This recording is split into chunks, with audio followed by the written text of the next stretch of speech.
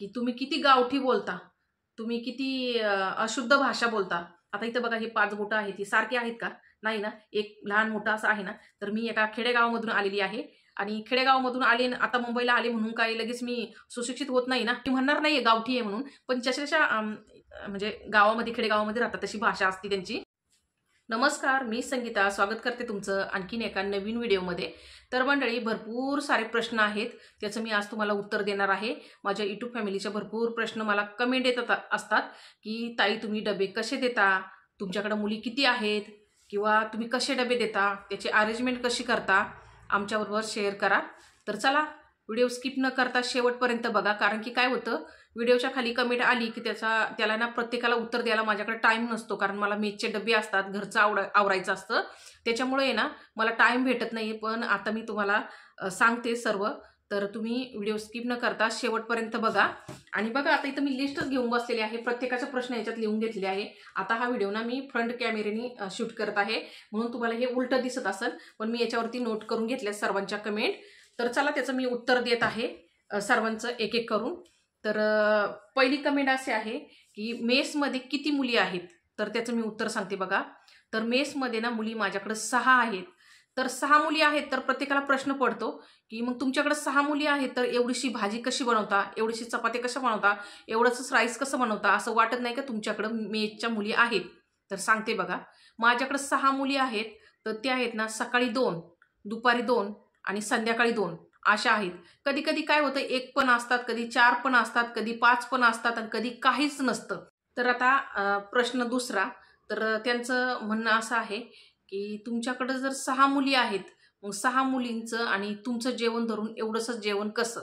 तर सांगते बघा. तर 6ची 6 मुली एका टायमाला नाही आहेत. सकाळी 2 असतात, दुपारी 2 असतात आणि संध्याकाळी 2 असतात. आता सकाळी 2, दुपारी 2 आणि संध्याकाळी 2 असल्यामुळं मी त्याच्याबरोबरच आमचं जेवण बनवून घेत असते. आता सकाळी सकाळीच मुलं जातात, ज्यांचं त्यांचं आवरून ते निघून जातात ज्याच्या आपल्या कामाला. तर मग दुपारचं जेवण थोडंच असतं, 2 मुलींचं मला करावं लागतं. तर मग तेवढंच याची भाजी जे काय आहे ती मी बनवत असते. आणि 2 भाज्या जरी बनवल्या तरी मी एका टायमाला एकच 1 मिनिटाच्या व्हिडिओमध्ये टाकत असते.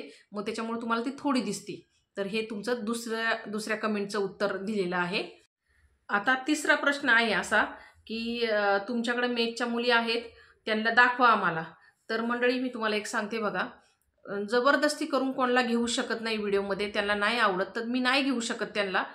तर त्या जर मनाने बोलल्या की काकी आम्हाला व्हिडिओमध्ये घ्या, तर मी घेणार त्यांना, कारण की मला घ्यायला आवडेल त्यांना.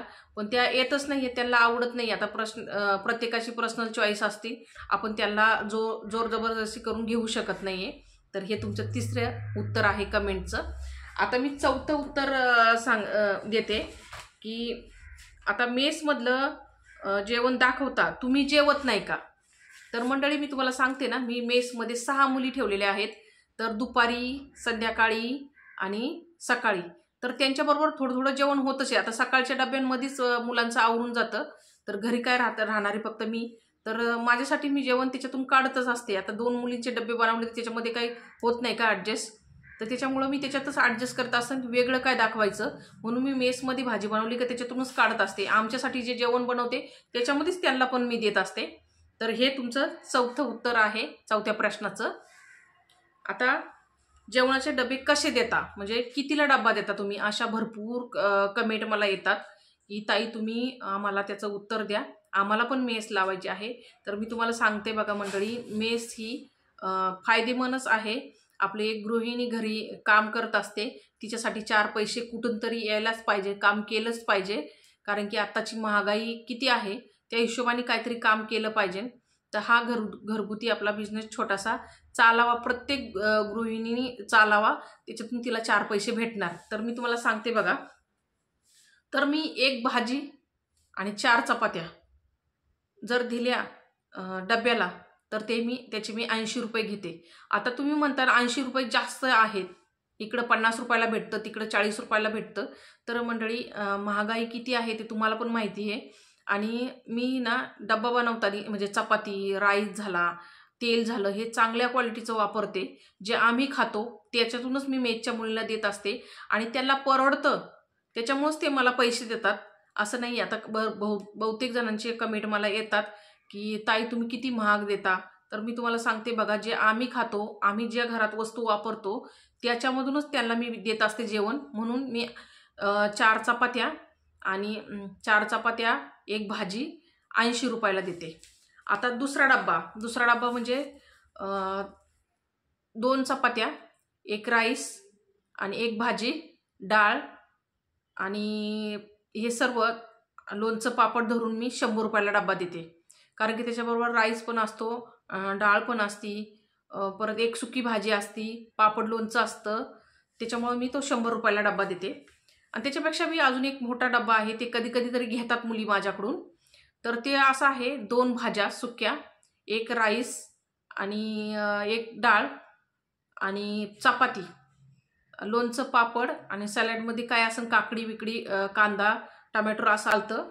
तर तो डबा मी 150 रुपयाला देते. कारण की सुक्या 2 भाज्या असतात हिरव्या. त्याच्यामुळं आता काय आहे, महागाई पण तेवढीच आहे. भाज्या बघा तुम्ही घ्यायला गेलं तर किती महाग आहेत, त्या हिशोबाने मी देत असते. आता भरपूर अशा कमेंट मला येतात अजून बी की ताई आम्ही कितीला डब्बा द्यायचा. तर मी तुम्हाला सांगते बघा, मला ज्या हिशोबाने परवडतं ना त्या हिशोबाने मी देत असते. मला त्याच्यातून किती पैसे, आता 2 पैशासाठी आपण पण काम करतो, त्याच्यातून आपल्याला 2 पैसे निघले पाहिजेत. जास्तची अपेक्षा करत नाही. आपलं जेवण आणि 2 पैसे आपल्याला त्याच्यातून निघले राशन आणण्यासाठी, बस तेवढंच फक्त घ्यायचं. जास्त पण नाही घ्यायचं, कारण की जास्त कमावलेलं कोणाला पुरतं. तेव्हा आपण त्याच्यातून पैसे काढायचे. आणि त्या मुली आहेत, त्यांना पण माहिती आहे मला किती पैसे निघतात त्याच्यातून. आणि दुसरी गोष्ट, त्यांना हे पण माहिती माझं यूट्यूब चॅनल आहे, मी त्याच्यावरती रेसिपी अपलोड करत असते. त्याच्यामुळे मी मेसचे डबे पण चालवते. आता मी अशी पण रेसिपी दाखवते, तशी पण दाखवते, म्हणून मी मेसचे डबे त्याच्यावरती दाखवत असते. तर हे तुमचं प्रश्नाचं उत्तर होतं, 5व्या प्रश्नाचं. आता भरपूर जणांच्या मला कमेंट येतात की ताई तुम्ही गहू कुठून आणता, तुमची चपाती एवढी मऊ लुसलुशीत मऊ फुगलेली होते, तर तुम्ही गहू कोणता वापरता आणि कुठून आणता. तर मी सांगते बघा, आम्ही नगरचे आहेत. तर नगर भागामध्ये गहू जास्त प्रमाणात पिकतो. गहू, शेंगदाणे, बाजरी, ज्वारी, हे सर्व कडधान्य वगैरे हे सर्व मी गावाकडूनच आणत असते, कारण मला परवडतं ते. तर ते गहू चांगल्या क्वालिटीचे गावाला मी बघून घेत असते, म्हणून त्याची चपाती पण मऊ लुसलुशीत आणि टम्म फुगलेली तयार होते. आता हा तुमचा 6वा प्रश्न होता. तर आता 7वा प्रश्न असा आहे की तुम्ही हिरव्या भाज्या देता, तुम्हाला कशा परवडतात एवढ्या. तर मी तुम्हाला सांगितलं ना की ज्या भाज्या हिरव्या मी देते ना त्याची मी पहिल्यांदा रेंज बघत असते, आपल्याला कितीला पडतात कितीला नाही, त्या हिशोबाने मी डबे देत असते.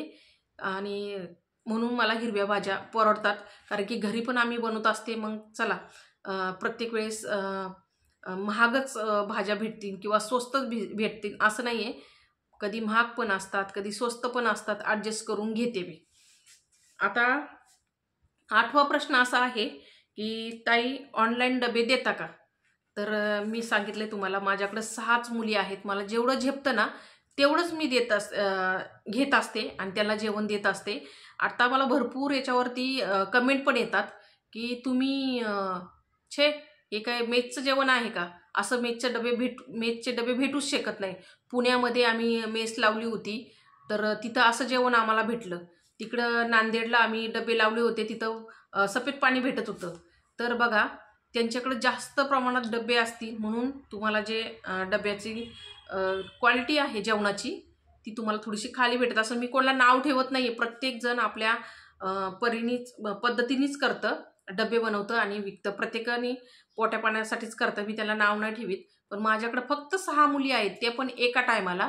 मी तुम्हाला सांगते ना, सकाळी आमचं जेवण बनलं ना त्याच्यामध्येच मी त्यांचं पण जेवण बनवत असते. तर तुम्ही म्हणतात का आता तुमच्या घरामध्ये काय 2 आणि 3च माणसं आहे का. माझ्या घरामध्ये जास्त माणसं नाही, 2-3च माणसं आहेत फक्त. जास्त मोठी फॅमिली नाही आहे माझी, म्हणून मला ते परवडतं.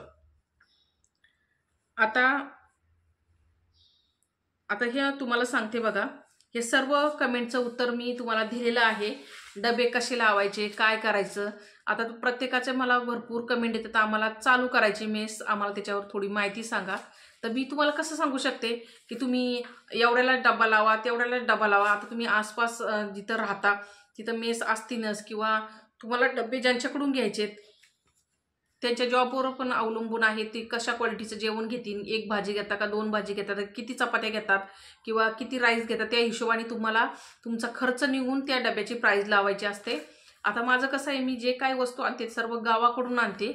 कडधान्य आणते, तिकडूनच आणते सर्व कडधान्य, गहू, ज्वारी, बाजरी हे सर्व गावाकडून आणते मी, म्हणून मला ते परवडतं. तर मंडळी, अजूनही एक प्रश्न आहे की ताई तुम्ही नॉनव्हेजचे डबे देतात. आता पाठीमागे एक मी शॉर्ट व्हिडिओमध्ये ताट दाखवलं होतं, 120 रुपयाला ताट दिलं. तर मी तुम्हाला परत एकदा सांगते, नॉनव्हेज जसं महाग, आता मच्छी कधी स्वस्त होती कधी महाग होती, चिकन कधी स्वस्त होतं कधी महाग होतं, त्या हिशोबाने प्राईस काढायची आणि लावायची त्या ताटाला. असं नाही आहे की मी ती 120लाच देते असं नाही आहे. महाग झालं तर थोडीशी ताटाची प्राईस वाढवायची आणि कमी झालं तर कमी करायची. असं नाही का महाग असन तर स्वस्त द्यायचं, स्वस्त असन तर महाग द्यायचं, असं नाही आहे. पहिली रेंज बघायची चिकनची, परत मच्छीची, आणि किंवा मटण मागितलं तर मटण. आता मटण तर आमच्या इकडं मुली खातच नाही आहेत, फक्त चिकन मच्छी असंच असतं. तर हे नॉनव्हेजच्या डब्याची प्राईस तुम्हाला सांगते. तर मी 120 ते 150 रुपयापर्यंत नॉनव्हेजचं ताट लावते. तर हे तुमचं नॉनव्हेजच्या ताटाचं उत्तर आहे. याच्या पण मला भरपूर कमेंट येत होत्या. तर आता काही जणांना ना माझा आवाज आहे, मी कशा पद्धतीने बोलते, त्याच्यातून बी काही जणांना म्हणजे कमेंट करतात मला की तुम्ही किती गावठी बोलता, तुम्ही किती अशुद्ध भाषा बोलता. तर मी तुम्हाला सांगते, आता इथं बघा हे 5 बोटं आहेत, ही सारखे आहेत का? नाही ना. एक लहान मोठा असं आहे ना. तर प्रत्येकाच्या मध्ये थोडा तरी काहीतरी फॉल्ट असतोच. कुठं कमी असतं, कुठं मोठं असतं, तसंच माणसाचं असतं. तर मी एका खेडेगावामधून आलेली आहे आणि खेडेगावामधून आले, आत्ता मुंबईला आले म्हणून काय लगेच मी सुशिक्षित होत नाही ना. माझी जे काही बोलभाषा आहे लहानपणापासून, मी जास्त करून वयस्कर माणसामध्येच लहानची मोठी झालेली आहे. म्हणजे माझे आजोबा हे थोडेसे पहिल्या पिढीतले लोक, तुम्हाला तर माहिती आहे, थोडीशी त्यांची भाषा थोडीशी मी म्हणणार नाही आहे गावठी आहे म्हणून, पण जशा जशा म्हणजे गावामध्ये खेडेगावामध्ये राहतात तशी भाषा असते त्यांची, त्याच्यामध्येच मी लहानची मोठी झालेली आहे, म्हणून माझी भाषा तशी आहे. तर काही जणांची मला अशा कमेंट येतात की तुम्ही किती अशुद्ध बोलता, किती गावठी बोलता. तर मी काय माझी भाषा चेंज करू शकत नाही मंडळी. ती भाषा लहानपणापासून आपल्या तोंडामध्ये आलेली आहे, तिला कसं सोडून जमन ना. आणि माझी जी गावठी भाषा आहे त्याच्यावर मला गर्व आहे. मी असं म्हणत नाही की शहरामध्ये आलं म्हणजे लगेच माणूस हायपाय होतो किंवा आपली जी बोलभाषा आहे लहानपणापासून ती आपण सोडून द्यायचं आणि एक वेगळ्या पद्धतीने राहायचं, असं हे नाही आहे. मला माझी जी भाषा आहे ती भाषेवर मी प्रेम करते आणि मराठी भाषा खरंच चांगली आहे. गावच्या ठिकाणी बघा किती माणसं प्रेमळ असतात. तर त्या ज्या ताईने मला कमेंट केली होती, हालाकी ती कमेंट त्यांनी लगेच डिलीट केली, पण मला काय त्या गोष्टीचा राग नाही आला. पण त्यांनी मला कमेंट अशी केली होती का तुम्हाला राग नका येऊ देऊ, तुम्ही किती गावठी बोलता. तर ताई, मला तुम्हाला सांगायचं आहे की मी गावठी बोलते ना, मला माझ्या भाषेवरती गर्व आहे, कारण की मी खेडेगावातून आहे. खेडेगावामध्ये अशीच भाषा बोलतात. तर मला काय राग नाही आलेला आहे. तर आणि अजूनही प्रश्न आहे एक की ताई तुम्ही नाश्त्याचे किती पैसे घेता. तर मंडळी, नाश्त्याचे मी जसं काय पोहे, उपमा, परत चपाती, चहा वगैरे मी एकदम म्हणजे जे घरामध्ये आम्ही नाश्ता बनवतो ना त्याच हिशोबाने नाश्ता देत असते. कधी कधी मिसळपाव असतो, कधी कधी वडापाव असतो, कधी कधी ढोसे असतात, कधी इडली असती. तर मी काय जास्त महाग लावित नाही आहे. 15 रुपये 20 रुपये पर प्लेट लावत असते. आणि मी असं नाही की 4 इडल्या दिल्यात त्याच्यामध्ये आणि तेवढेच खा आणि याचे 20 रुपये घ्यायचे, असं नाही आहे. जर त्यांना वाटलं अजून आपल्याला पाहिजे तर मी अजून त्यांना नाश्ता देत असते, भरपेट देत असते. असं नाही का 4च इडल्या घ्या आणि तेवढेच खा, असं नाही आहे. पोटाच्या वरती कोणी बांधत नाही आहे. जेवढं पोटाला लागतं तेवढंच माणूस खात असतो. तर हे इडलीचं किंवा ढोसे, परत हे पोहे, चहा चपाती, परत उपमा, ह्या अशा काही गोष्टी लावित असते. 15-20 रुपये प्लेट मी अशी घेत असते.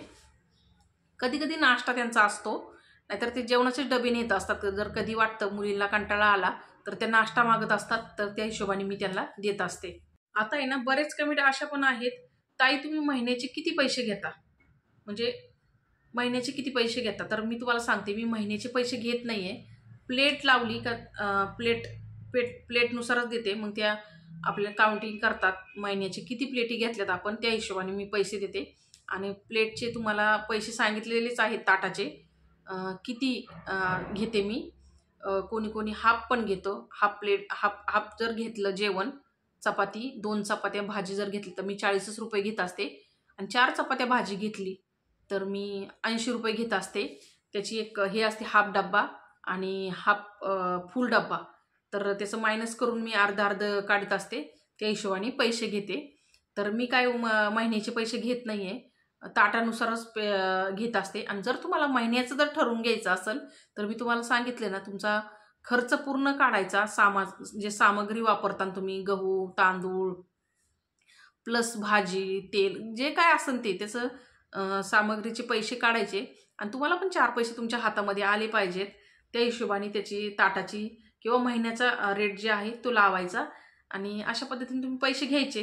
तर मंडळी, इथं बघा मी जेवढे लिहिलेले होते प्रश्न, त्यांचे सर्वांचे मी उत्तर दिलेले आहेत. जर तुम्हाला अजून काही प्रश्न पडत असतील तर नक्की विचारा. त्याचा रिप्लाय मी नक्की देईन किंवा त्याचं उत्तर मी नक्की देईन. तर तुम्हाला आजचा व्हिडिओ कसा वाटला ते कमेंटमध्ये लिहायला विसरू नका. व्हिडिओ आवडला असेल तर व्हिडिओला लाईक करा, चॅनलला सबस्क्राईब करा. आणि वेळात वेळ काढून तुम्ही माझे हे व्हिडिओ बघितल्याबद्दल धन्यवाद. भेटूया पुढच्या व्हिडिओमध्ये.